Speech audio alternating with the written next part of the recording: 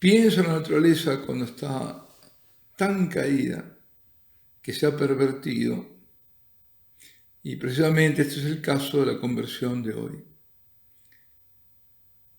Alguien que deja caer la última resistencia para que el Señor lo convierta in articulo mortis.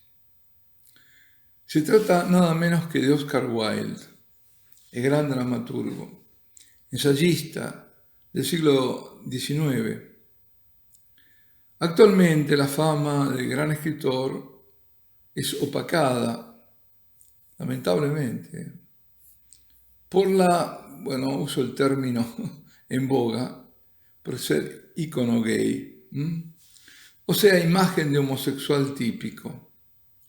Sin embargo, fue además de un gran escritor.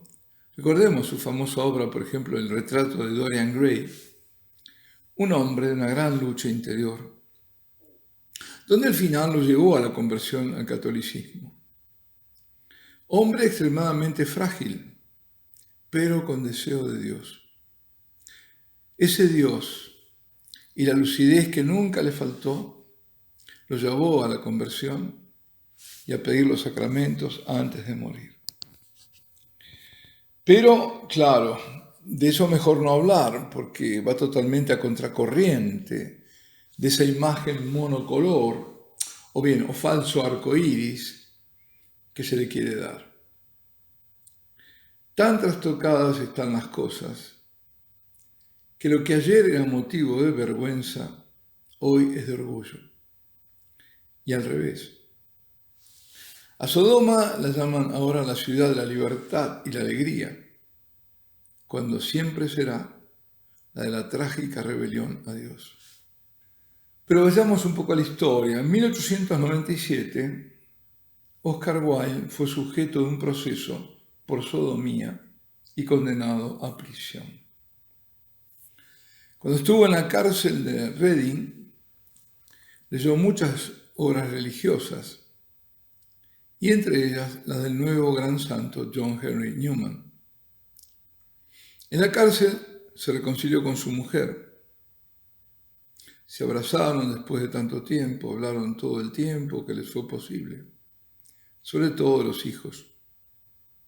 Y Oscar le pidió a su esposa que no los malcriara, que los educara de manera que cualquier cosa que hicieran, incluso la más equivocada, lo importante era que no mintieran y volvieran a ella para contárselo. Solo así les podría enseñar qué era la redención. La cárcel le permitió reflexionar profundamente sobre su historia. Escribió una larga carta a su ex amante, Bossy Douglas, que luego fue publicada con el nombre de De Profundis, haciendo alusión al Salmo 130. Aquí hay un extracto de ella. Ahora encuentro, escondido en el fondo de mi naturaleza, algo que me dice que en el mundo entero nada está privado de significado, mucho menos el sufrimiento. Ese algo escondido en el fondo de mi naturaleza, como un tesoro en un campo, es la humildad. Es la última cosa que me queda, y la mejor de todas.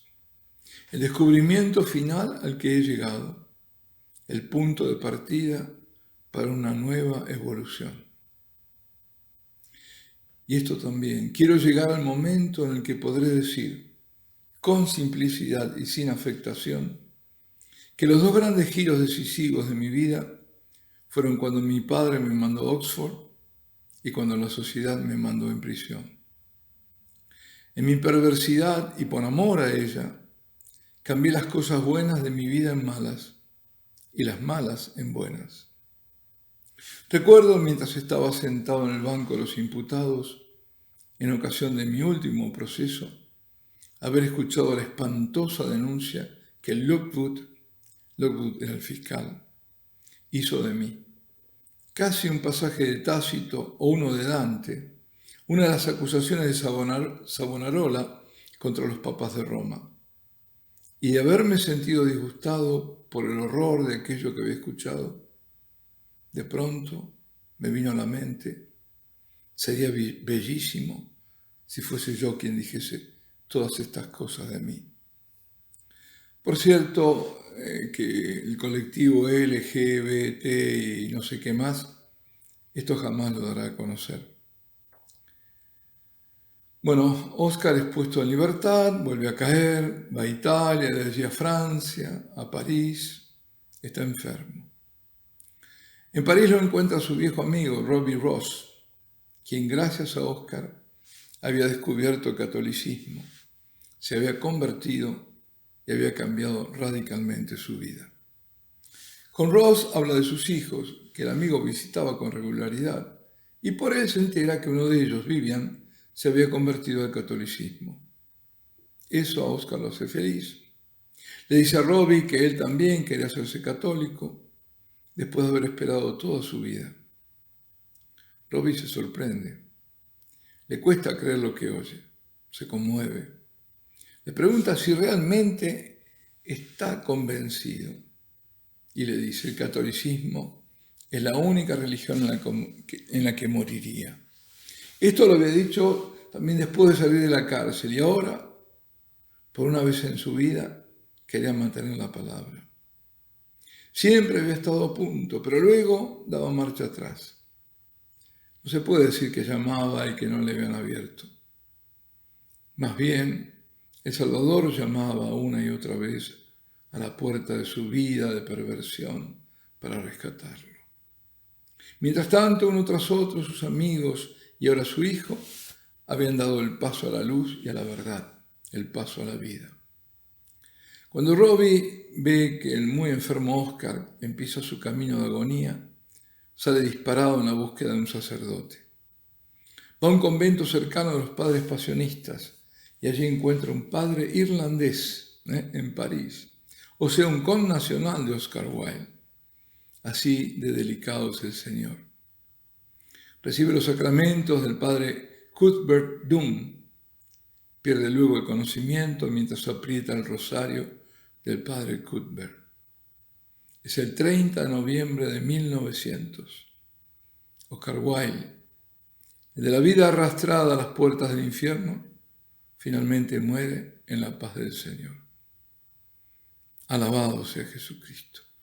Y la bendición de Dios Todopoderoso, Padre, Hijo y Espíritu Santo, descienda sobre vosotros y permanezca para siempre.